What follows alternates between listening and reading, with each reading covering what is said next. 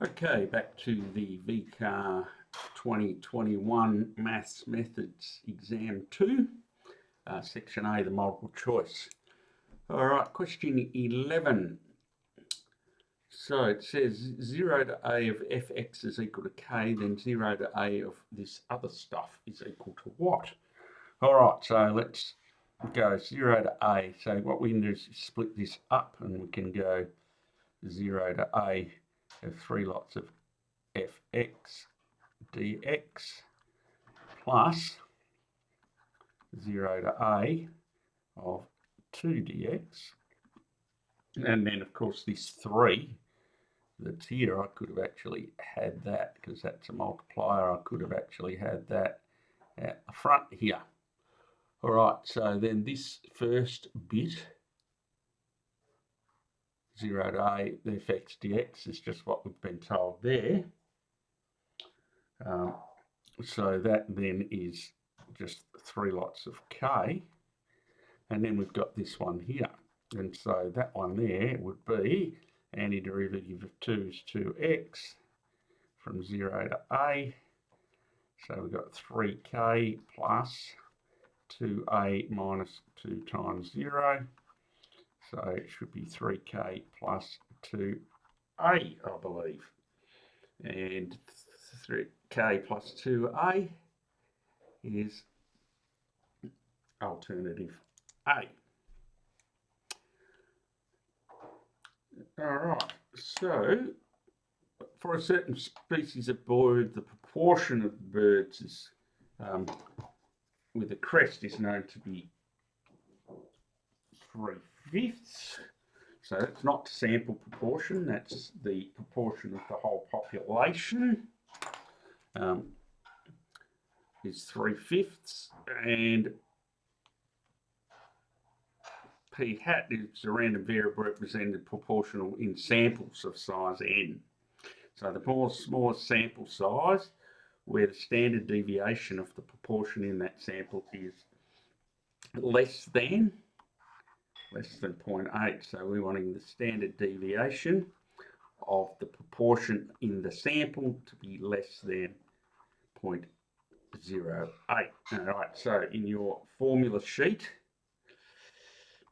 you will get, there's a formula for the standard deviation of the proportion, and you'll find it, it's the proportion 3/5 times 1 minus 3/5 over n, the sample size, and that's the standard deviation. All right, and we're wanting that to be less than 0.08. All right, so we've got an equation here, so we then need to solve that. So we can get our calculator and solve for n. And when you do that in your calculator, it says that n has got to be greater than 37.5 for this standard deviation to be less than 0.08. Now, of course, we've got birds here. We can't have half a bird. And so, because we're wanting, well, 2 reasons. One, because it's got to be greater than that, we've got to round up to 38. Also, we're wanting our standard deviation to be less than this, so we want it to be less than this, and the number down the bottom here in the denominator, the bigger that is, the smaller this number will be. So for that reason as well, we need to round that up to 38. So the smallest sample size would be a sample of 38. All right, next question is 13. Investment value in dollars can be multiplied by this function. The average rate of change.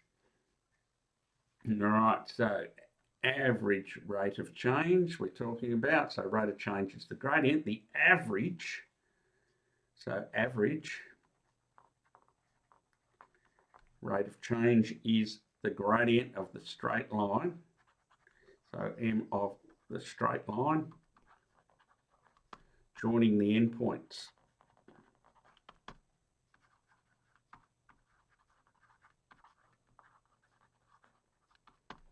right, so that's n equals 0 and n equals 12 when we first pull it in, and then after 12 months. All right, so for n equals 0,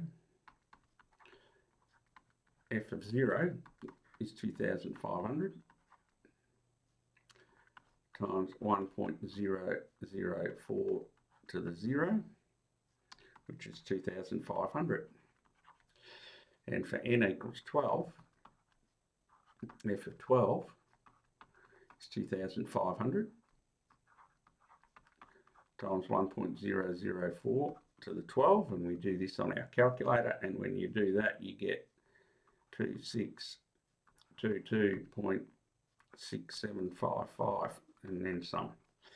So the average rate is the gradient joining those. So the gradient joining those, so our average rate, y2 minus y1 over x2 minus x1, so 2622.6755 minus 2,500 all over 12 minus 0, which of course is 12. So you work out that in your calculator and you get 10.2229 or something thereabouts. All right, so what are we going to do? So looking for that, so $10.22, and so the closest to that, closest to, is $10.20. All right. Question 14, the value for k for which the average value, so we're talking average value of this function over the interval 0 to pi is equal to the average value of this other function over the same interval. So we need to know the average value formula. And so our average value formula is 1 over, and this should be in your bound reference, 1 over b minus a from a to b of fx dx. All right, so the average value, so let's look at this first one. So we're looking at the average value, which is 1 over a to b, so pi minus 0, 0 to pi of cos kx minus pi on 2 dx equal to the average value of this other one over the same interval. So again, that's 1 over pi minus 0 between 0 and pi of sin x dx. All right, so we need to solve that equation for k. And so what you need to do is you need to use your calculator and your calculator solve function. And when you do that, you find that k is 1/2. All right, now to be doing that by hand can take forever, so you need to use your calculator. Oops, calc, and solve function. All right, for that particular one. All right, D, not D. So yeah, half, I didn't circle it. It's E, not D, E. All right, so question 15, the last one for this video in this group of questions. 4 fair coins are tossed at the same time, so they're fair. The outcome for each coin is independent of the outcome for any other. Okay, probability there's an equal number of heads and tails given that there is at least is. So equal number of heads and tails means 2 heads and 2 tails. It doesn't specify any order, but you've just got to have 2 of those, given there at least 1 head. So what we're interested in is the heads. The heads is the thing. So we're looking for the probability that there's 2 heads given that there is at least, so greater than or equal to 1 head. All right, so what is that? Well, that's a probability of two heads intersecting with greater or equal to one head over the probability of greater or equal to one head. Now, this intersection is, in fact, there's only one, and that's when you have two heads. Now, this one on the bottom, that's interesting. How are we going to figure out all of that? Now, think about it. Greater than or equal to one head could be one head, two heads, three heads, four heads. Now, there's a fair bit to work out there. The only thing that's not included in that is where there isn't any heads. So it's 1 minus the probability of 0 heads. So in this case, that's going to make our working out a bit easier. Now, of course, it's a binomial because you only got two options, head or tail. The number is 4, and the probability of success, of course, if it's a fair coin, is a half.